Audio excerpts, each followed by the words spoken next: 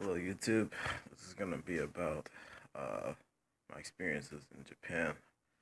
Uh, I stayed in Japan for about a year. Uh, the reason I went to Japan, it was kind of like on a whim. I had a friend who was studying abroad in the U.S., and I decided to go visit her, you know, out there.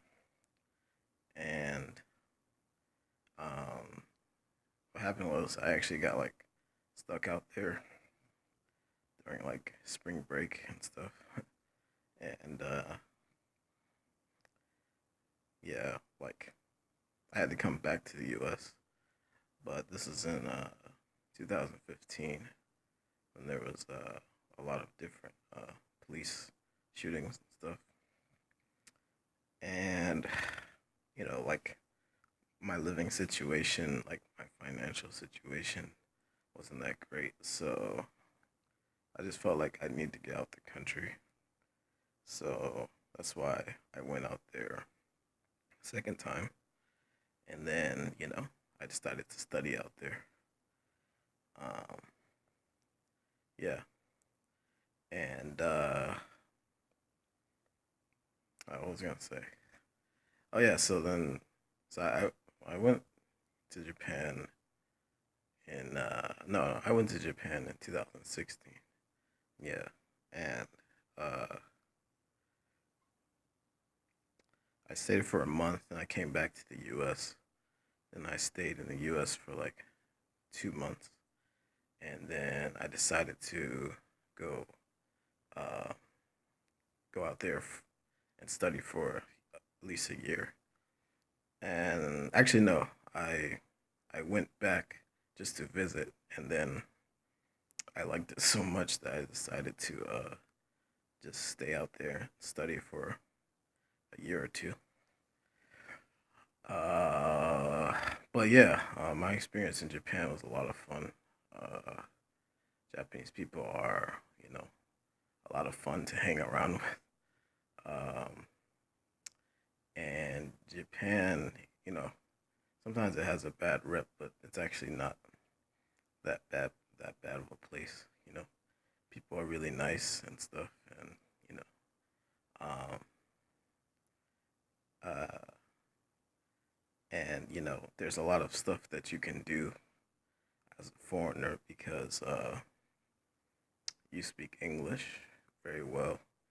If you're from like an English speaking country, even if you're not from an English speaking country, even if you just know a little bit of English, uh, uh, then that will, there's a lot of like opportunity for work in schools and stuff like that. So, you know, so it's kind of like you're like valuable too. And in certain parts of Japan, uh, you know, they haven't really met too many foreigners. Uh, the exception being like Tokyo. In Tokyo, they see foreigners all the time, but if you go to like rural parts, like the countryside, you know, they may have met foreigners a couple of times, but not too many times. So it's like you may be like the first person, first foreign friend that like Japanese people can get to know.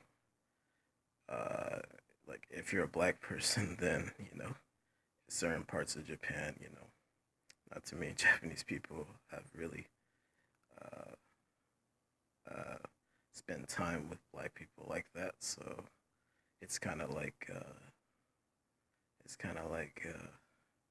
and get to know you, like get to know your culture, get to know you a little bit better. But the closer you get to Tokyo, the closer you get to the main cities like Osaka and Yokohama and maybe Okinawa. If you go to those cities, it's basically like a foreign, you know, like a just like a foreign place, and in Tokyo, people speak English very well, you know. So, uh, but yeah, um, but yeah, I lived in four. I lived in four cities. I lived in Kyoto for a little bit. I lived in Osaka, lived in Yokohama, and I lived in Tokyo. Um, Kyoto was fun. Um, a little bit of different culture. Osaka is more like people are just like really comical and stuff. You know what I mean? And Yokohama is really fun because there's a Navy base there, and there's a lot of Americans there. And then obviously Tokyo is the best, but the thing is, Tokyo's the most expensive. So if you live in Tokyo, you really have to have a lot of money, you know. But I would say Tokyo was the most fun in terms of like parties and stuff like that. Uh, One thing that's cool about Japan is that you can drink uh, you can drink in the street and nobody cares. So you can carry like a can of beer in the street, and you can also pass out on the street if you're like really drunk. That's what a lot of salary workers, like people who work, for businesses, that's what they do. And there's a lot of clubs, and the clubs aren't like how they are in the U.S. Like, there's not that many fights, and it's like less crowded, and it's actually really fun. Um, Not all of them, but some of them. Uh, yeah, but I would have to say, like, in terms of like partying, like Tokyo, Yokohama would probably be the best in terms of just having a good time with somebody. I would say like Osaka would probably be the second best because people in Osaka, after you get to know them, they're very like open about their feelings and stuff like that. Um, yeah, so it can be really fun. Um, yeah, so I stayed in Osaka for most of it, and then I had to leave. So, but because my school was, I was trying to study in Osaka, but my school was in Tokyo, so I had to take the train. Well, that's another thing. The trains in Japan are like really expensive, but if you can afford them, it's very quiet and clean and stuff.